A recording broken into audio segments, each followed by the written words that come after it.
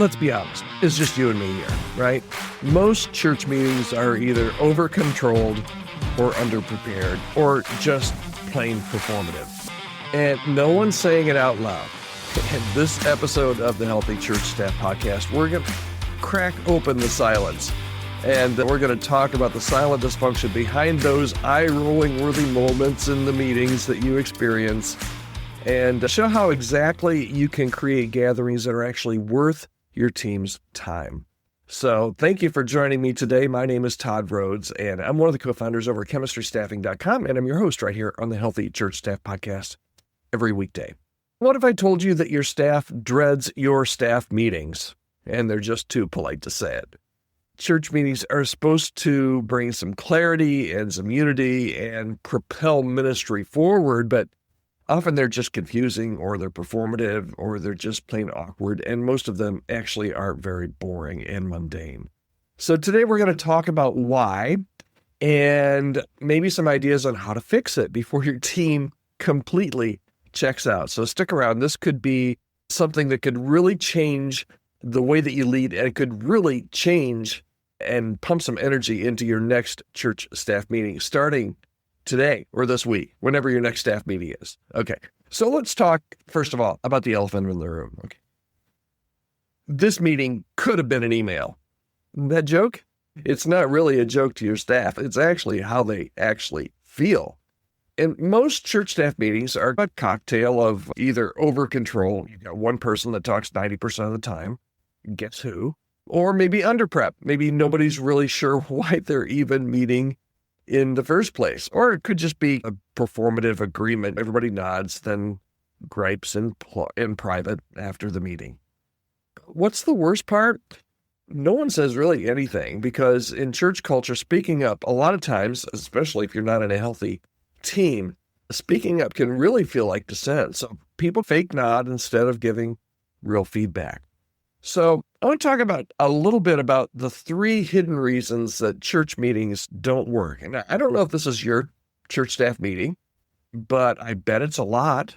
So 3 hidden reasons that church staff meetings just don't work a lot of times. Maybe you hit all 3 of these and you're like, whoa, Todd, we need to work on this. Maybe you just hit 1, but maybe these will be a little bit eye-opening for you, okay? Here's reason number 1. Meetings are just about reporting, not relating. Okay, maybe you run through the calendar items like a machine gun. You're in, you're out, you're done. But there's not really any space built into the meeting for connection or reflection.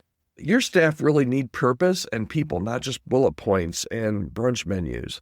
So that's reason number 1. Maybe you're just all about reporting and not about relating. Reason number 2, no one knows what the win is. I was on staff with somebody at one point, and they said, I don't know what game we're even playing. Just tell me what game we're playing. I'm happy to play the game. I'm ready to play the game. Put me in the game, but I just need to know what game we're playing and what the rules are. So reason number 2 is no one even knows what the win is. What's the purpose of the meeting? Is it just a weekly sync? Is it vision? Is it decision-making?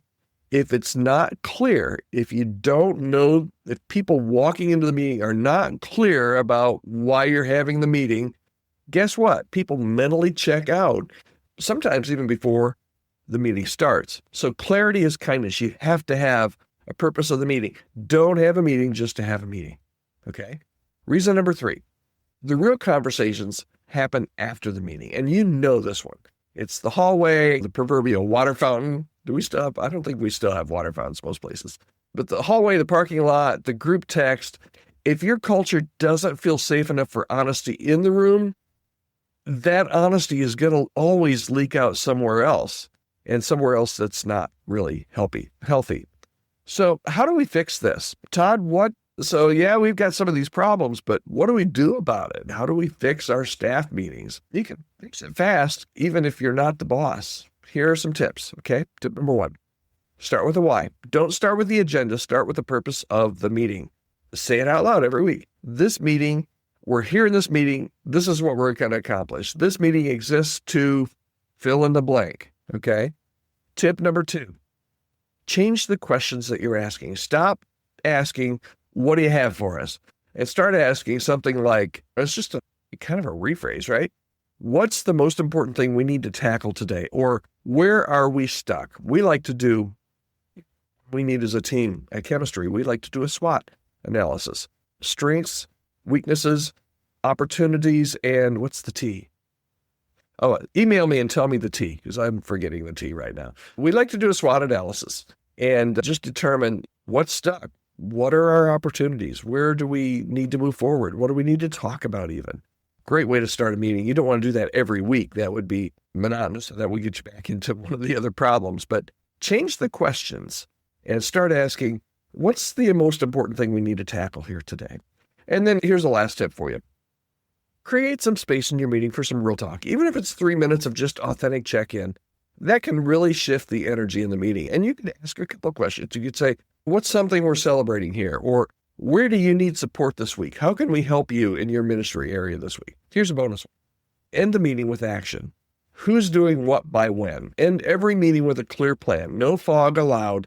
This is going to give clarity to your meeting. It's going to give everybody something to leave the meeting and have something to do rather than just go and talk about how nobody really accomplished anything in the meetings. So that's it. If your meetings have felt dry, here's the bottom line. If they felt dry or long or lifeless lately, you're not alone. You're not alone, but it doesn't have to stay that way. Hopefully some of these tips will help you along the way. Every day I hear from people that are listening to the podcast and reach out to me and either say, hey, I enjoy the podcast, or you totally missed it here, Todd, or just, hey, I've got something I want to discuss, or I need help with my church with some hiring or firing or dicey staff situation. I love to get your emails. I love to interact with you.